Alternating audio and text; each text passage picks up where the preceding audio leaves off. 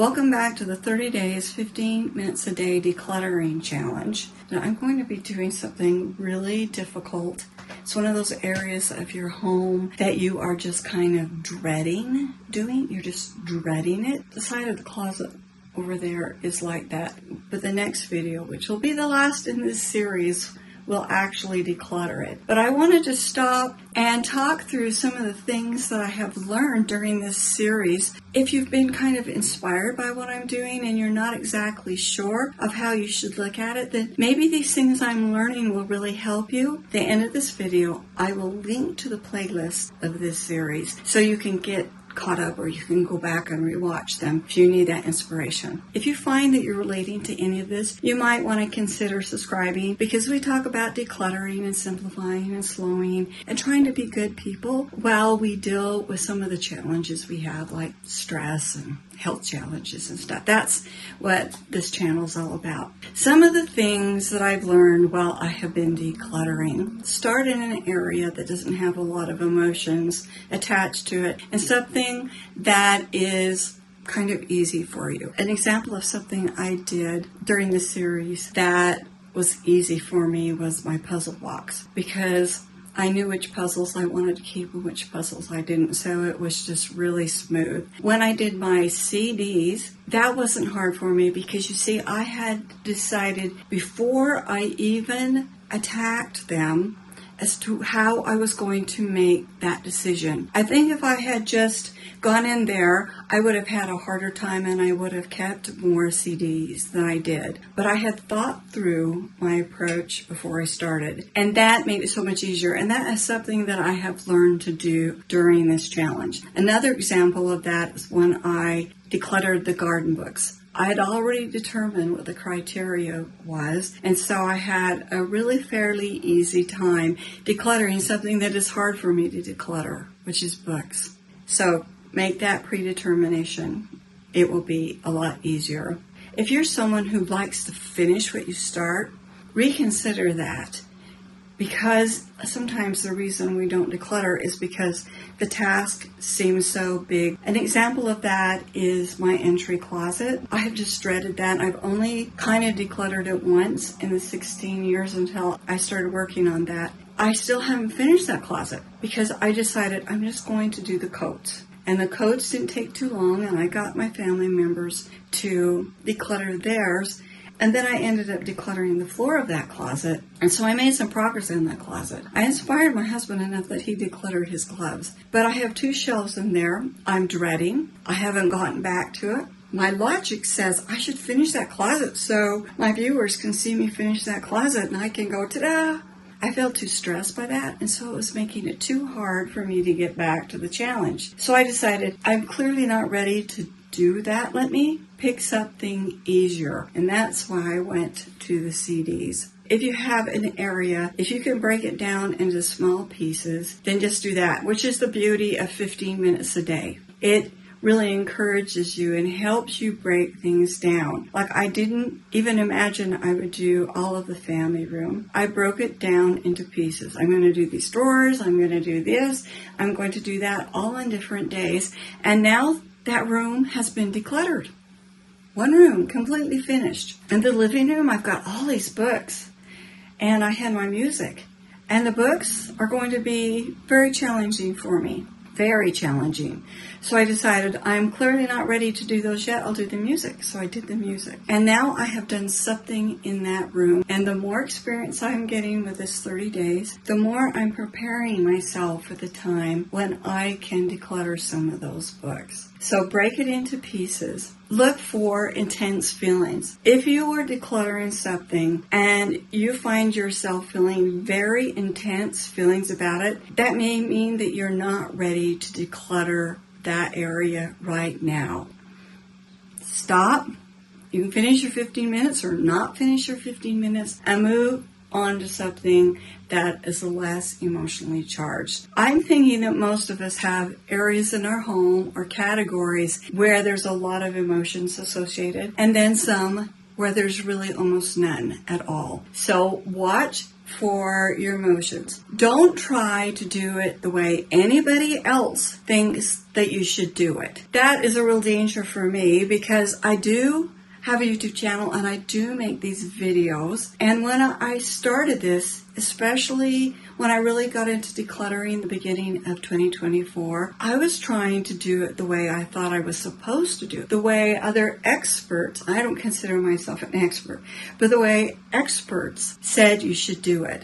And so the very first big project I did was my clothes closet. I got carried away because I had been watching somebody who really didn't have a lot of colors in their closet, and they got down to grays and whites and tans and black. And so when I went through my sweaters, I started taking out all of these colors. It was really silly. And then when I got over to my dresses, I was like, oh, well, that's kind of old and I don't look really cool in that. And I got rid of some of my favorite dresses. And I did that throughout my closet because I had imagined in my mind I needed to do that because people were saying that I needed to do that. The consequence is that a year and a half later, I ended up needing to rebuy 3 of those colored sweaters because I wear them all the time. I love them. I put them over dresses. I put them over shirts. They're lightweight enough. They're perfect for the spring and the fall. You might have seen me wearing these. They're the sweaters, cardigans that button down the front.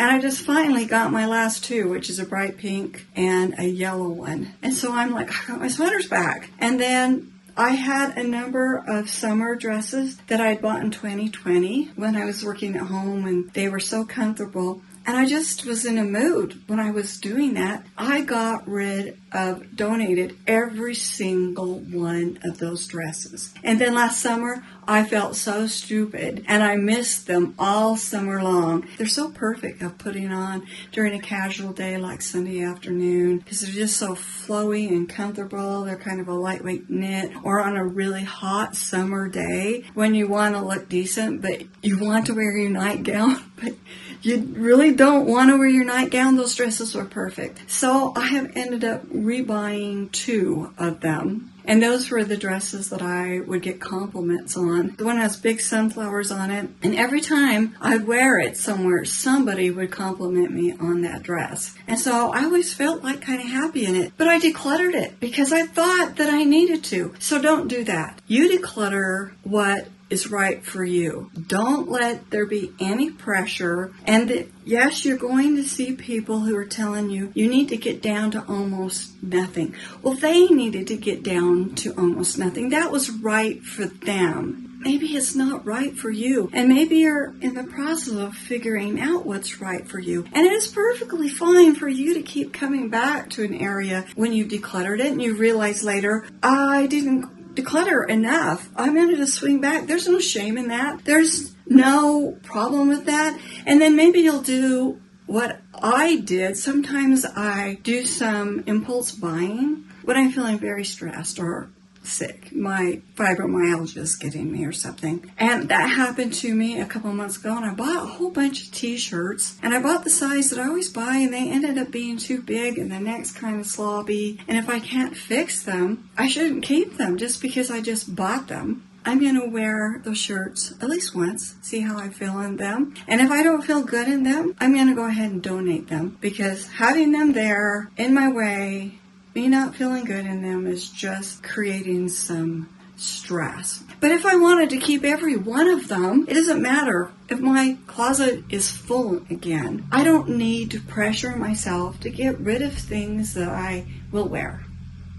Just because there would be people look at my closet, which has happened to me before when I decluttered my closet. I've gotten some criticism about, you have too many things. You need to get rid of things. I've had people tell me to get rid of decor and all kinds of things because their standard or their desire for a certain level of belongings is what they think is right. I would never tell you how much you should own. And I would hope that you would give me the same grace too. After all of this time of really working on this, I have finally come to realize anything I do is progress, and progress is good. And it's been helping me face areas of my home that I just hadn't been able to. Like my linen closet was so full of all kinds of crazy stuff. I was talking about that linen closet to my husband last night, and he said, well, I don't have any sheets. And I said, yes, you do. No, I don't. I took him in, and because I had cleaned and organized it, I said, look, I have 2 boxes here that are full of full sheets, full complete sets. And he was shocked, and he said, are you sure? And I pulled them out, I said, the problem is that we didn't have them. It's because it was a mess and you couldn't see that we have them. So now we can look in here and we can see all the queen sheets, they're sets, all the full sheets, they're sets, all the twin sheets, they're sets. If I hadn't been working on this challenge, I don't know that I would have been able to do that, because by the time I got there, I'd had a little bit of experience and of doing things that were not as complicated, and I was starting to feel the reward of doing one area at a time, just feeling like I'm making some progress. The next video is going to be day 25 to hopefully 30, and we're going to see how far I get in that closet. So don't be pressured. Don't be pressured by me or anyone else. You do what is best for you. And one thing I did that helped me is I made a list of things that I would like to declutter and small tasks. I didn't say my coat closet. I said the coats, the white shelves, in the family room, the drawers, the CDs. So I had all these small tasks already determined. And if I go blank, I can look at my list. How am I feeling? Am I feeling like I can do a bigger project? Or do I need to do one that is easier and doesn't have a lot of emotions with it? And so, because I've already come up with that list, it's made it far easier for me to get through this. This is one of the reasons you've seen me bounce around my home. Instead of, I'm going to do my whole room, or I'm going to do all of this room, I've bounced around my home depending on how I'm feeling, how fatigued I am, how ill I am, how much cognitive energy I have, how much emotional energy I have, and when I've been up to it physically, then I've picked from my list. I would say that one of the best things about this challenge is how all of you have been reacting to it. To receive your comments and say, oh, you're inspiring me. I'm going to have your video playing during my 15 minutes. And that has been so fun for me to know that challenges and hearing my thoughts have been helpful to you. So that's really cool. If I didn't have a YouTube channel and I was trying to watch some declutterers that were just doing such big amounts, it would overwhelm me, which it has in the past. I'm hoping this is helpful for you to see someone like me who's just figuring it out as I go and learning not to pressure myself and just to reward myself and go, yay, and just like admire, oh, my clean drawers, they're still clean over here. I'm still maintaining those ever since I decluttered those in that video, because I knew I was going to get to share it with my friends, and so I decluttered it in such a way that I could actually maintain it. This has been a tremendous challenge for me. I'm thinking that when I finish this one, I may do some other types of decluttering videos. I know I'll be coming back to this challenge with 30 days, 15 minutes a day, because it has been so successful for me. All right, tomorrow I'm going to start working in that closet. I'm hoping that you'll see that video, not next week, because I've already got next week's video ready to go, but it will be the week after that. That's my goal.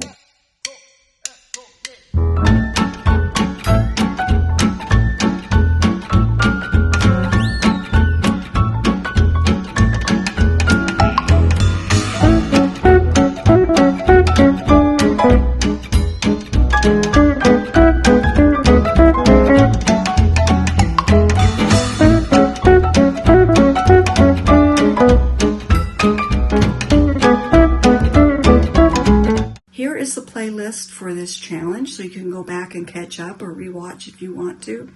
And here's a video that YouTube really thinks you're going to enjoy. And I'll see you next time. Bye.